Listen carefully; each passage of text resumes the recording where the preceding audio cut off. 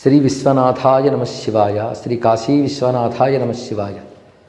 కాశీ మహాక్షేత్రం, అందున కార్తీక మాసం, ఇటు దేశమహిమ కాలమహిమ రెండు సమకూడినటువంటి సమయంలో శ్రీ సాంబ సదాశివ మహాదేవ సేవా సమితి వారు కాశీలో ఒక అత్యద్భుతమైన కార్యక్రమాన్ని నిర్వహించాలని సంకల్పించుకున్నారు.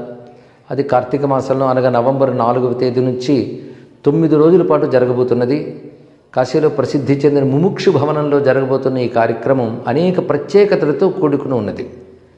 కోటి పార్థివలింగార్చన ఈ 9 రోజుల కార్యక్రమంలో విశేషం.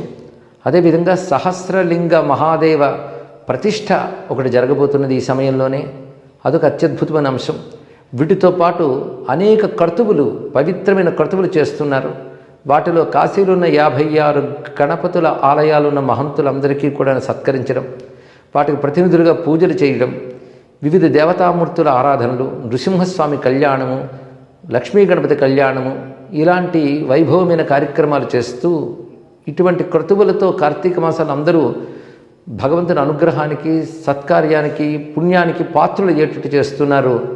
ఈ కార్యక్రమం బాధ్యతని నిర్వహిస్తున్నటువంటి శ్రీ గోలి అశోక్ గుప్తా గారు, రమణమ్మ గారు, ఆ దంపతులకు పార్వతీ పరమేశ్వరుల అనుగ్రహం చేత ఈ మంచి సంకల్పం జరిగింది. మొత్తం ఒక సహృదయుల బృందంతో కూడుకుని వీరు చేస్తున్న ఈ కార్యక్రమంలో నాచే ప్రవచనం కూడా ఏర్పాటు చేశారు. ఒక అరుదైనటువంటి కాశీ వైభవం అనే గ్రంథం ప్రవచనం జరుగుతున్నది. శివపదం కీర్తనలు కూడా ఇందులో భాగంగా ఉన్నాయి. ఇలాంటి గొప్ప క్రతువుతో ఈ 9 రోజులు కూడాను అత్యద్భుతమైన శాస్త్రీయమైనటువంటి వైదిక సంకల్పాలతో కూడిన యజ్ఞములతో వైభవంగా జరగబోతున్న క్రతువు ఇది. ఇందులో పాల్గొన్నవారు, దర్శించిన వారు అందరూ ధన్యులవుతారు.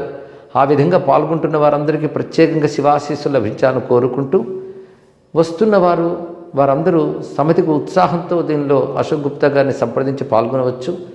అందరికీ కూడాను విశ్వనాథుని అనుగ్రహం కలిగేలాగా ఏర్పాటు చేస్తున్న ఈ కార్యక్రమం విజయవంతం కావాలని ఆ కాశీ విశ్వనాథ స్వామిని, విశాలాక్షి అన్నపూర్ణాదేవిని, డుంటి గణపతిని, కాలభైరస్వామిని, దండపాణిని ప్రార్థిస్తూ నమస్కరిస్తూ స్వస్తి.